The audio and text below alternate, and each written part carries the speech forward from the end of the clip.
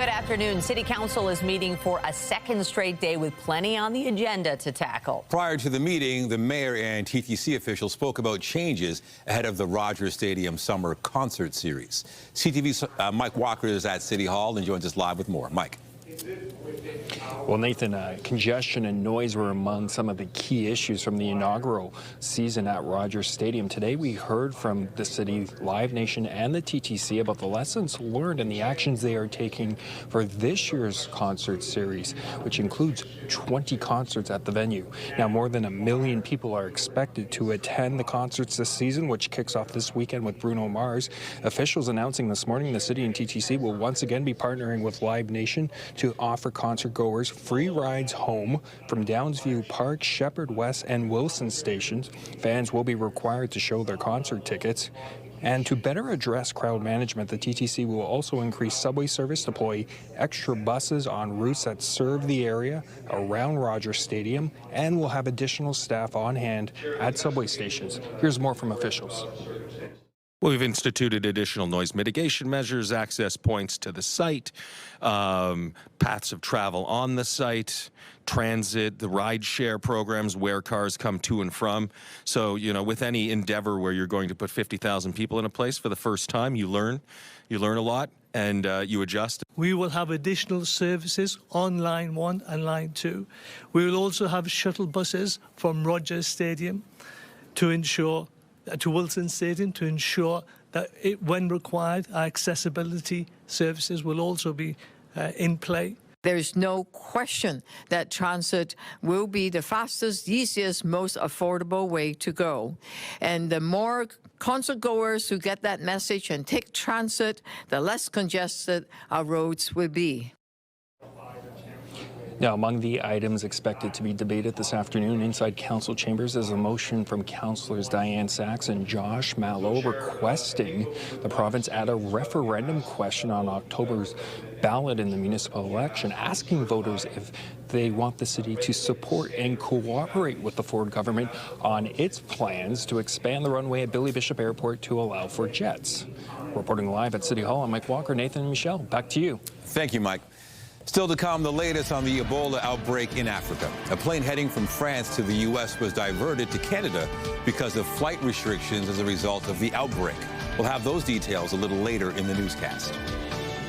A man is fighting for his life in hospital after being struck by a vehicle in Etobicoke. This happened shortly before 3:30 a.m. near Dundas Street West and Kipling Avenue. It appears the incident happened at the front entrance of an underground parking garage for a high-rise building in the area. Police say a man in his 40s was taken to hospital with those life-threatening injuries. The driver involved remained on scene. And a woman is fighting for her life in hospital after being struck by a school bus in Bolton. This happened just after 8 a.m. on King Street East between John and James Streets. Police say 2 women were struck, with one suffering life-threatening injuries while the other suffered minor injuries. The driver of the school bus and the 12 children on board were not hurt. The circumstances leading up to the women being struck are under investigation. Peel police say one of their cruisers was involved in a collision which left one person injured overnight. Police say a cruiser and another vehicle collided on Van Kirk Drive near Sandalwood Parkway in Brampton. It happened just after 1 in the morning. The driver of the other vehicle was taken to hospital with non-life-threatening injuries. Police say the officers had previously attempted to stop the vehicle near Rutherford and Arenda Road when it escaped. Drivers in the GTA will likely want to hold off on filling up their gas tanks until tomorrow. Canadians for Affordable Energy President Dan McTeague is predicting gas prices will fall 9 cents a litre overnight. That would bring prices down to roughly $1.82 at most GTA gas stations. Meanwhile, McTeague is also forecasting a 9-cent drop in the price of diesel tomorrow after it rose roughly 4 cents today. Protests were held this morning against plans to redesignate some school properties in the city for mid-rise building development. Parents and advocates say the plan could result in school closures. CTV's Queen's Park Bureau Chief Siobhan Morris is following this story. She joins us live now with the details. Siobhan. This is really a debate over land that is right now designated for schools and what it could become in the future. A few months ago, the city designated a lot of areas where they could build housing buildings up to 14 stories tall. Initially, school properties were part of that, then pushed out after public blowback. Now the TDSB is challenging the omission of those lands, and that's raising a lot of questions about whether we will see schools closed, whether housing might be added on areas that are playgrounds, parking lots, spaces that are associated with schools. So we saw some very passionate parents this morning hoping to maintain schools as they are. Here's what they had to say. I attended this school as a child. Now my children go to it. And again, if the schools are replaced with high-rise buildings, I understand it's like 6 to 14 stories. Where do those kids attend school? And then where do the people in those buildings have the green space to be able to enjoy their lives? We're sending a clear message to the Minister of Education and Premier Ford that schools should be off the table. Where are these kids going to be in the future then? I have my daughter, she's grade 3 in here. She's got 3 more years. So maybe she might be safe. But what about the younger ones? What about the new families that would be moving in here? Where are their kids going to be? Well, we have reached out to the TDSB for a comment. There is a moratorium on closing schools in Ontario. There has been since 2017. We don't have any indication right now that the Ford government's looking to change that policy. This issue about the future of the lands will be heard by the Ontario Land Tribunal next week. Reporting live, I'm Siobhan Morris. Nathan and Michelle, back to you. Thank you, Siobhan. And a new community soccer pitch for youth is opening today at Harbourfront Centre. They're holding a news conference. Let's listen live to what they have to say. They're doing a land acknowledgement right now. Let's listen in. Kimijang Nabish, Kimijang Wasiak, Minwa, Kimijang Nasewin, Sema and Dubgetna, Wabanong, Jawanong, Apingishmak, Minwa Giwadnong, Nadamoshin, Jamashko Gabuya, Minwa Jizong de Ea, Migwach Mishomis. Migwach Gi Kwejamayan Nangwa. So Ani, everybody, hello. My name is She Who Brings the Strawberries, or my name is Maya King Green. I'm from Mississaugas of the Credit First Nation. And being the gay Mississaugas of the Credit King, welcome to Mississaugas of the Credit Treaty Territory. What I said was just a little prayer just to thank Kajem Nadeau, Creator, for us being here today. Thank you for everything that he's given us. And now, miigwech, thank you for having me.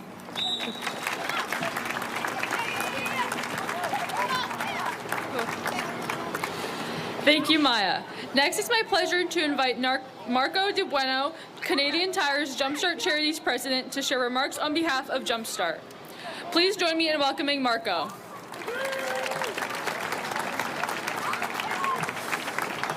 Good morning, everyone. I'm so excited to be here. So as you heard, my name is Marco. I have the absolute honor of serving as president of Canadian Tire Jumpstart Charities. And I can't thank you enough for joining us, for being here today for the opening of this community soccer pitch and for the launch of our national soccer pitch initiative. At Jumpstart, our mission is to empower lifelong success through sport. Sport is a universal language for every child. It's their pathway to learning, to friendship, to strengthening relationships with their communities. But we know that too often there are barriers that are keeping them from engaging in that universal language. Barriers like the lack of safe and inclusive spaces, like the one you see behind us. And that's what makes this initiative so important. It's important that we create these spaces in communities across Canada that don't have them, so that kids can embrace that universal language, make friends, have fun, and learn new skills. But it's not just the spaces that matter. It's what happens afterwards, which is why we are not only investing and announcing today that we will be building at least 25 of these soccer pitches across Canada over the next 3 years. Absolutely. Thank you. But we will be doing so in collaboration with the youth in those communities to make sure that they have programming that is meaningful to them. We could not do this without the support of all the customers who shop and donate across the Canadian Tire family of companies, our local Canadian Tire dealers who are involved in this soccer pitch behind us, our leaders at our head office here in Toronto, governments across the country, and in particular, the federal government, the Government of Canada through Sport Canada, who will be speaking momentarily and who has lent their support to this initiative. Again, I cannot thank you enough for being here today. We look forward to seeing laughter, joy, excitement in communities across the country in the next 3 years. And now I'd like to pass it over with great thanks to the Secretary of State for Sport, the Honorable Adam Van Couverden. As the events continue, you're looking live there at the Harbourfront Centre, which is now home to a brand new soccer pitch. This is on Queens Quay. This is part of an initiative to just make sport more accessible to kids. This will be used for free play, but also structured play as well. And of course, it's in the lead up to the World Cup, which is 21 days away now, 22 to the start here in Toronto. So it's really exciting. If you've looked around the city, there's brand new green spaces as we gear up for the beautiful game in our city. Look at that, Nathan Phillips Square. They've got several pop-up pitches, and they've been really popular. And wow, is it nice to have a peek at them when we've got this beautiful sunshine out there. We're being treated to a number of sunny days as we head towards the weekend, but a little fresh, Lindsay. A little fresh, Michelle. I am hoping that in June we're going to have similar sunshine on Canada's first game day. Wouldn't that be wonderful?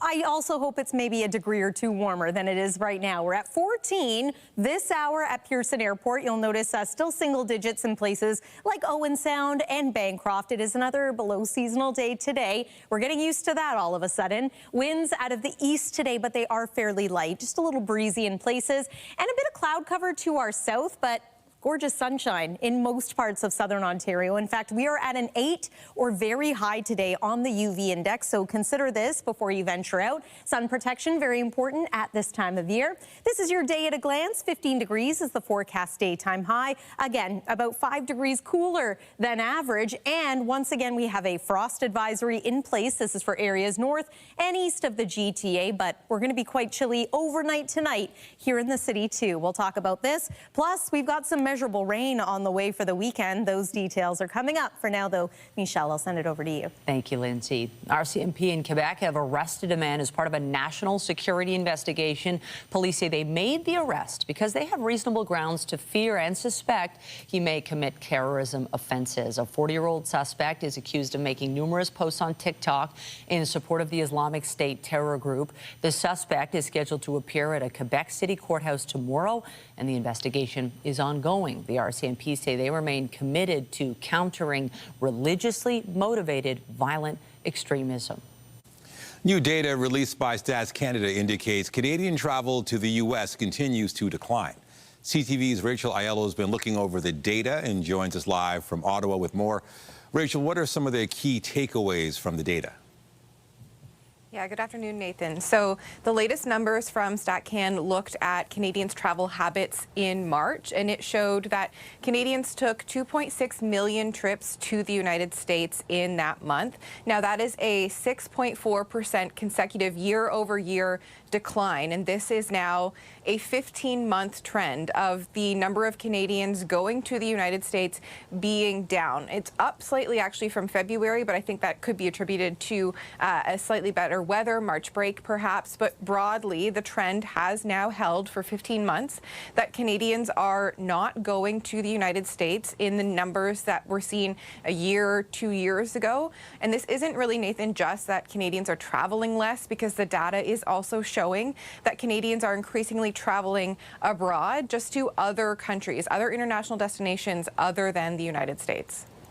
And with CUSMA trade negotiations expected to formally begin as we enter summer, how are those tensions between Canada and the U.S. impacting travel south of the border?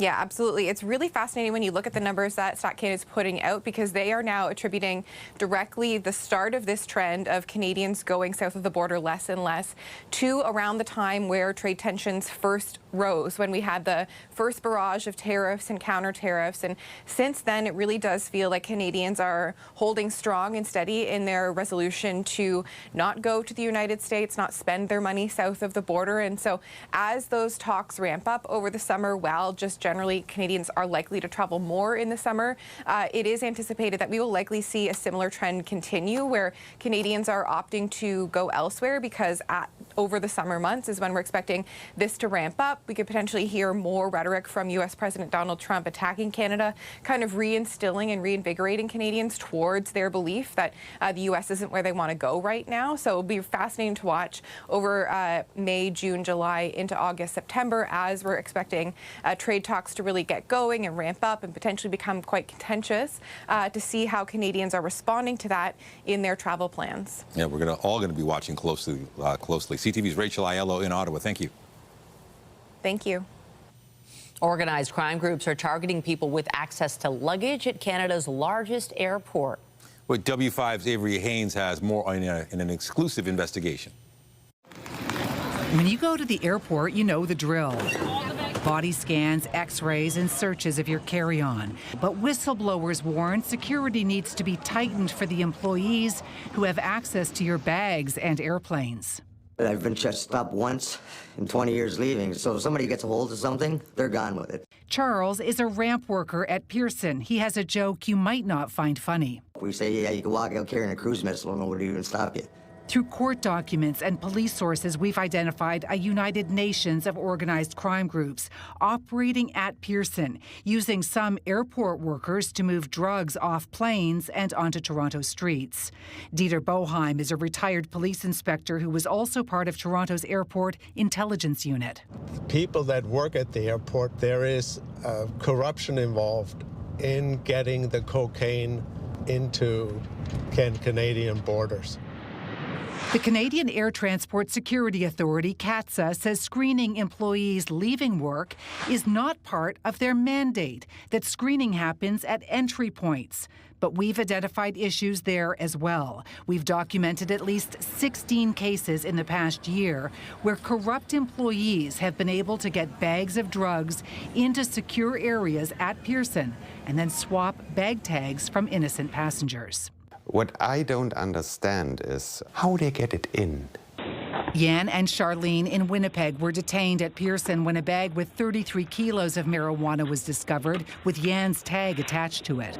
These suitcases were huge. How would, like, a baggage handler get suitcases into the back? Because don't they go through security? Yan was eventually released after showing this home surveillance video to prove the bag he checked looked nothing like the bag filled with drugs. Retired RCMP investigator Ulysses Botello worked for a unit called SIBS, the Security Intelligence Background Section. It was his job to weed out corrupt airport workers. How big of a problem do you think corruption is at Canadian airports? It's huge. And if we're unable to dampen that component that is facilitating organized crime, we're in big trouble.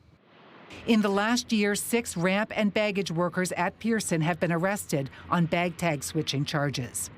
Avery Haynes, CTV News, Toronto. And coming up, we'll have more on what W5 has uncovered about Canada's largest gold heist at Pearson Airport. You can catch the story on CTV National News. Well, a drug bust has led to the arrest of dozens of people in Manitoba following a multi-province investigation. CTV's Alex Carpa has more on the value of the drugs and how they ended up in Canada. Police are calling it the largest drug bust in Manitoba history. More than 500 kilograms of illicit drugs, including meth and cocaine, were seized with an estimated street value of over $37 million. Police also seized 14 firearms, 7 vehicles, roughly $825,000 in cash, and 1.35 million illicit cigarettes. Organized crime will not operate unchecked in this province, and we are not open for business. to organized crime. Police say 33 people have been arrested and were collectively charged with 174 drug trafficking-related offenses. The organization exerted significant influence over the distribution of illicit drugs across Manitoba and other provinces. Investigators say the drugs were imported into Canada through commercial transport vehicles before being stored mainly in Alberta and Ontario.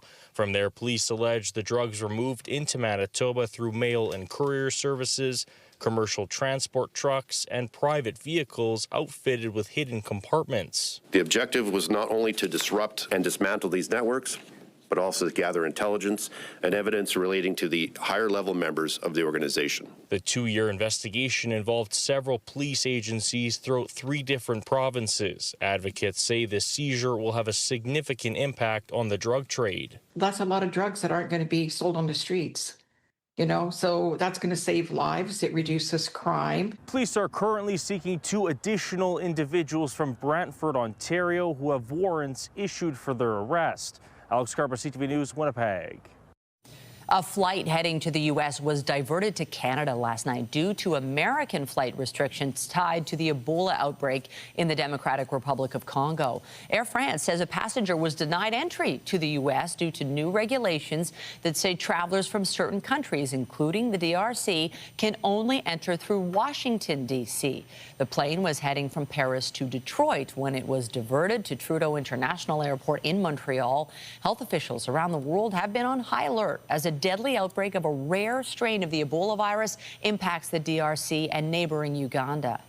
Meanwhile, one person in Ontario is being tested for Ebola. Canada's public health agency says samples are expected to arrive at the National Microbiology Lab today.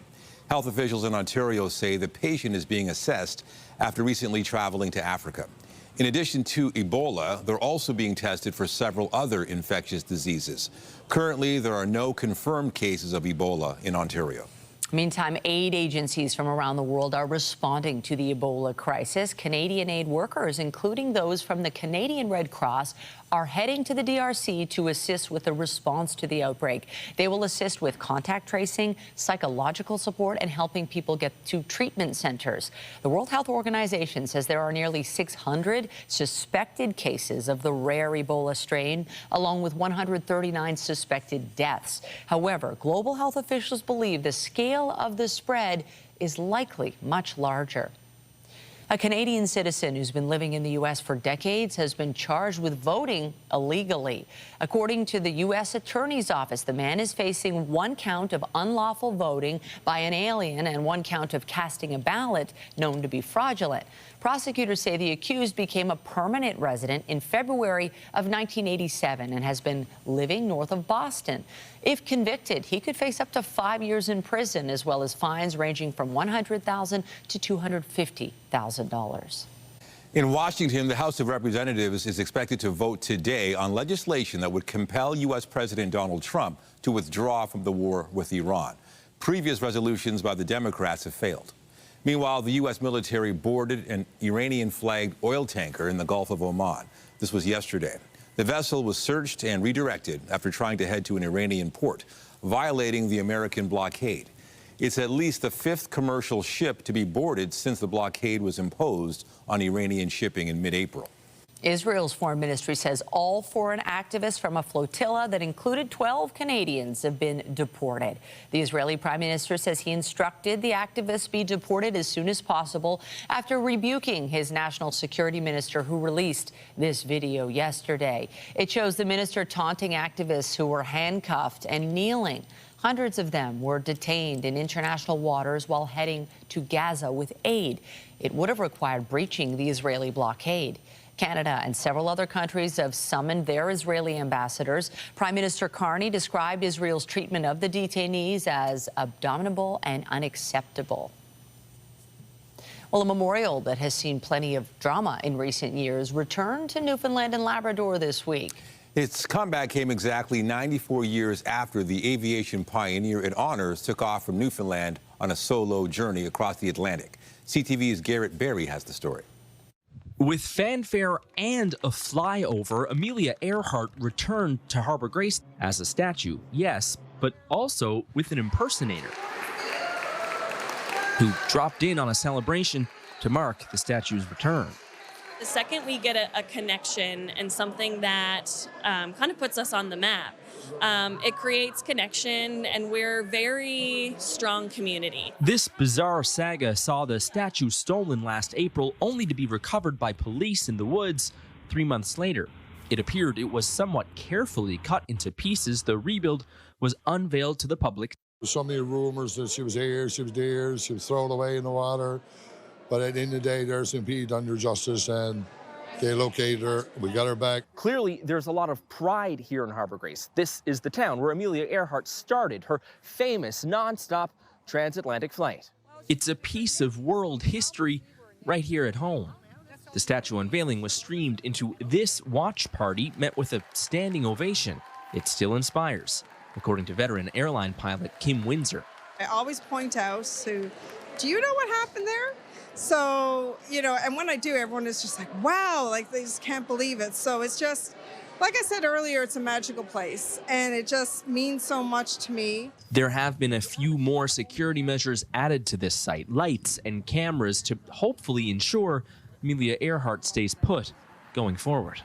Garrett Berry, CTV News in Harbour Grace, Newfoundland and Labrador. Well, it certainly was a chilly start to the day today. We're not necessarily talking record cold in parts of Ontario, but considering we are now in late May, this is a little cool for this time of year. Starting off with temperatures right near freezing in places like Bancroft and Goderich. We started off the day at about 6 degrees here in Toronto, and we could be even cooler than that overnight tonight. And once again, we've got clear skies and calm winds, so that brings the risk of frost. We are not under an advisory here in Toronto, but here's a couple of things that you can do to protect your plants. I know a lot of folks have been getting into the garden, and with good reason, so you want to make sure that they are safe and make it through another night. We've got some wet weather to talk about for this weekend. You wouldn't know it on a sunny day like this, but we'll show you how much rain is in the forecast after this. When you see it happen, send it to CTV News. Text 10400. From your screen to ours. Text 10400.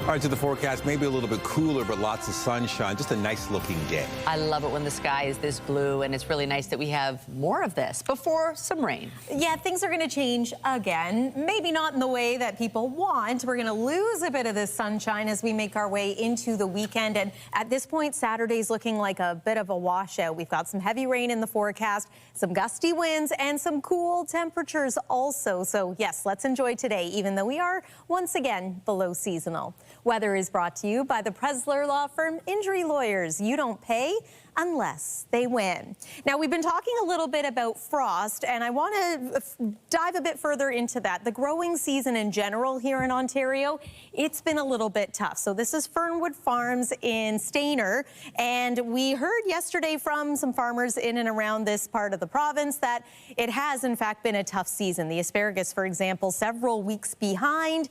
So a day like this with some sunshine, that certainly helps. This does not. Once again, there is a frost advisory in place for Stayner and then areas further east and north of there into northern Ontario, as well as portions of Quebec. It does not include most parts of the Greater Toronto area. However, if you are a little bit concerned about your plants or your flowers, bring them inside tonight or cover them up if that's not an option. 14 degrees is our current temperature at Pearson Airport. Not bad. We are hoping to climb another degree or two, but overall, we expect that we will be below average temperature-wise yet again today, but wall-to-wall sunshine, so we're celebrating what we can. Evening forecast looks like this, mainly sunny skies, and then clear skies overnight, but a forecast low of 4 degrees. That's a little chilly for this point in the month of May. And then tomorrow's temperature should be slightly warmer, still on the cool side of seasonal or below seasonal in most areas. Only 13 degrees tomorrow in the Oakville area, but you might hit 19 in places like Minden and Brighton. Let's talk about this weekend forecast. Again, we've got gorgeous sunshine right now, so I wouldn't blame you for thinking, wait, what rain? What's coming? Keep an eye on our fronts map here. We're going to start to see a low pressure system develop stateside, and first with this, we're going to get an increase in cloud cover tomorrow, and then the wet weather is really going to get going into the day on Saturday. Might also see a bit of an increase in cloud this evening before we clear out overnight again. So here is Saturday morning. Going to pause that there at around 9 a.m. Things are just getting started. Heaviest rain into this weekend is going to be for areas like Windsor, along the north shore of Lake Erie, Niagara, and perhaps into Hamilton. But Toronto expecting a bit of a soaking as well. There's 8 p.m. There is a big outdoor concert happening Saturday night. Folks might need a poncho for that one. And then into Sunday morning, we will gradually clear it out, but it is still an unsettled day.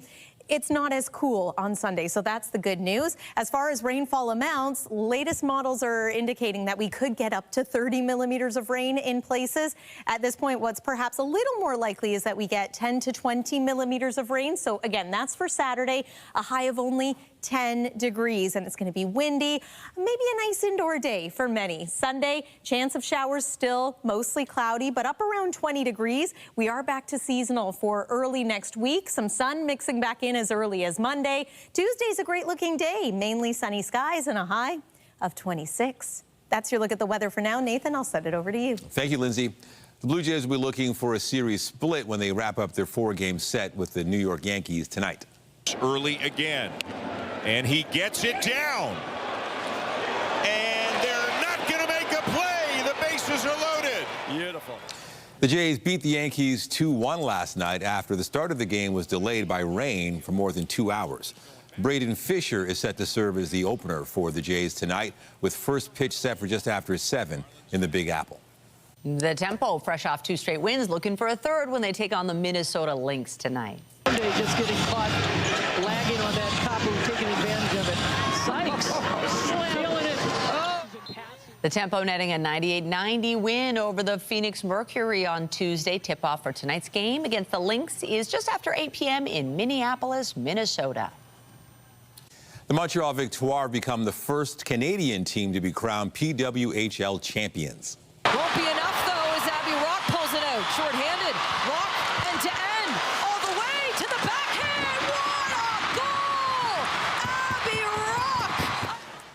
Montreal beat the Ottawa Charge 4-0 in Game 4 of the PWHL's Championship Series. It's Montreal's first time hoisting the Walter Cup and the first time a Canadian team has won the PWHL's top trophy. You're watching CTV News at noon on this beautiful sunny Thursday. Stay with us, more to come.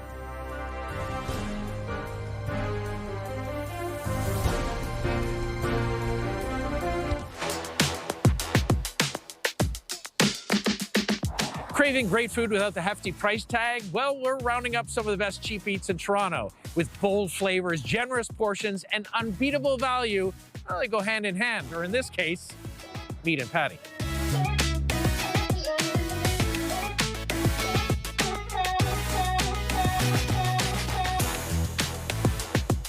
Scarborough's legendary Patty King often has lines out the door, and for good reason. We've moved into the kitchen to talk to owner Jeffrey Chong about what's on the menu. Hi, Jeffrey. How are you? This is awesome. Nice. Smells are so good. I bet the tastes are just as good. What's on the menu today? Oxtail, because stew chicken, and jerk pork. What is your favorite?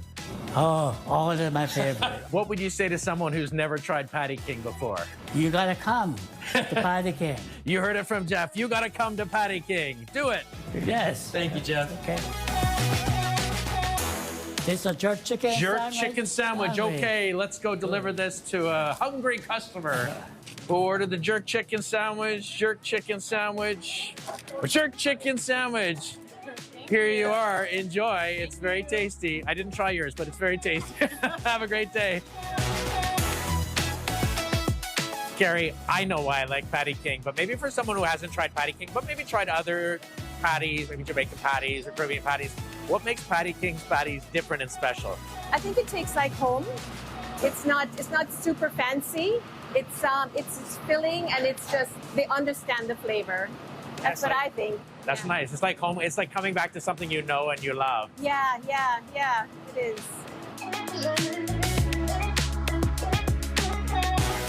That is really cool. There's so many in there. How long do they stay in there to cook? Just under 30 minutes. Great food in Toronto doesn't have to come with a big bill. These cheap eats prove that some of the city's most delicious and satisfying bites are also the most affordable. Full details at cb24.com.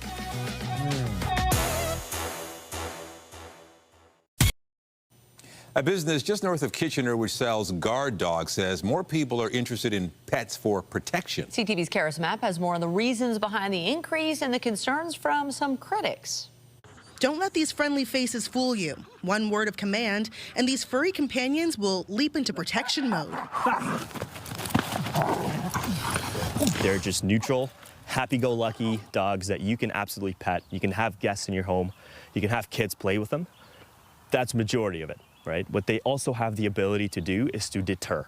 That's your bark on command, they will bite on command, and let go on command as well. House, Platz. Clients from across the country seeking protection from the St. Agatha-based business. I am hard of hearing, so he also lets me know when there's somebody coming from behind. I live in downtown Kitchener, and while I don't live alone, I am the one who takes the dogs out and go around. Demand for the dogs, who are trained and sold for roughly $50,000, is on the rise. Historically selling 3 to 4 a year, Ryan Ralph says he's seen a shift in the demographic of people now looking to purchase the animals. It's no longer just the typical people you would expect to have a protection dog, security details, private executives. It's the average family these days, right? We're more than a dozen dogs every year for the last 2 years, and it's not normal. The rise seen across the industry. I would say 4 years, but the last 2 years, we've really seen a big influence in the need and request for the family home protection program, for sure. With clients looking for dynamic home protection. They've seen maybe a story that hits too close to home, whether it's a break and enter, whether it's a snatching. They're afraid to sleep, their kids are in the house, and all these events happen when their families are home. Special licensing is not necessary to buy a guard dog, with responsibility falling under the Dog Owners Liability Act. But former OPP Commissioner Chris Lewis says, given his history working with canines, animals can often be unpredictable or even dangerous. You're better off with alarms and lights and proper lock systems for your house. And if you want to have a dog that will bark and scare the heck out of someone and prevent them from coming in, as opposed to one that may attack a friend, a family member, or yourself. If you do choose to explore the guard dog route, Perry warns to do your research before buying. You're buying a security asset, not just a companion, but it's a protector that's going to be involved with your family and your pattern of life. Karis Mapp, CTV News, St. Agatha. Still to come on CTV News at noon, Uber drivers warning about traffic and congestion during the FIFA World Cup. We'll have those details when we return. Get Toronto's top stories, breaking news alerts, and watch live. Download the CTV News app. Uber drivers are bracing for traffic and tension during the FIFA World Cup. The national president of the United Food and Commercial Workers Union says he's asked Uber to remind customers in Toronto and Vancouver to be courteous and calm, as increased traffic can cause people to get frustrated and take it out on drivers. Uber has not indicated if it will comply with the request, but says it regularly reminds riders and drivers to treat each other with respect. The idea of digital sovereignty is becoming a priority for governments around the world. As CTV's Austin Lee tells us, this comes as officials in Ottawa are trying to promote the capital as a world-class tech hub. We are the only Canadian company on the federal government procurement vehicle for cloud services. The rest are all American. Inside ThinkOn's Nepean data center, private and secure data is stored for governments and businesses. It's one of few Canadian companies in the industry. There is really a shortage of strong domestic providers. There should be more of us. ThinkOn's Nepean location is one of 11 the company operates across the country at a time when data sovereignty is top of mind for many. Data sovereignty could very well be the most important technological issue of our time, especially here in Canada. But why exactly is data sovereignty so important? If you take out your cell phone and you unlock it, would you be willing to give it to the person next to you and allow them to go through all your pictures, all your images, all your emails? And most people would say, no, I'm not okay with somebody getting access to my personal phone like that because this is my personal information. Then why are we okay with a foreign government government having access to, or potentially having access to that data. American data centers follow American laws, regardless of where the data stored there originates from. With the recent political tension between Canada and the U.S., there's a push to build more data centers here at home. We should have been making these investments even before Donald Trump re-entered the White House. But here we are. And Canadians are learning that we make the rules when we build the playgrounds. Which is why companies like Think On play a key role in Canada's technological future. If you work with local domestic providers, you make them better. And by making them better, you make them more competitive. And if they're more competitive, then they can in turn deliver services to a broader array of customers locally and keep the money in Canada. Think On founder and CEO Craig McClellan says he believes in the future of Ottawa's tech industry. When you put a bunch of smart people together in the same region, even if they're working for competitors, there's still it's a rising tide that floats all boats. Austin Lee, CTV News. The second annual Toronto Tech Week is set to kick off in the city and across the GTA on Monday. Decentralized is a little bit of a new model. So instead of like one conference in one big room that's programmed from the top down, this is really bottom up, grassroots, where the whole community is building the programming. And so across our 576 events, they're being hosted by startups, investors, community organizations, companies that have a vested interest in the tech ecosystem, and anyone can attend. Right now, 70% of the events are free and 40% are open to the public. So it's highly accessible. There are more than 570 events being held as part of Toronto Tech Week. Roughly 15,000 founders, investors, operators, and builders from across the country will be taking part. Tonight will be Stephen Colbert's final late-night show, and it will be a longer than usual send-off. Well, Dave. Yes, sir. Hey, thanks so much for creating The Late Show 33 years ago. It's been a pleasure having you back to destroy some stuff. The pleasure is all mine. I enjoyed destroying stuff. It's great, great fun. Thank you for everything you've done for our country. Feeling is mutual, Dave. Thank you. The Late Show with Stephen Colbert will have an extended finale tonight following an 11-year run. The finale is not just Colbert's last show. It will also mark the end of the Late Show franchise after 33 years, as you heard there on the air. CBS announced last summer that Colbert's show would end, citing economic reasons. However, critics have suspected political pressure played a role in this decision, as Colbert has been a vocal opponent of U.S. President Donald Trump. Coming up, settling it in the ring in support of charity. We'll have more on a big wrestling show set to take over Waterloo this weekend when we come back.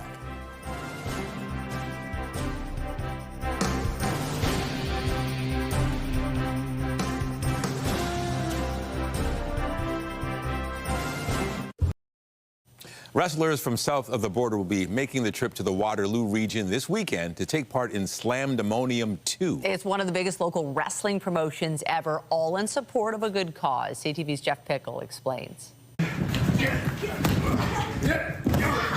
There are a lot of hard bumps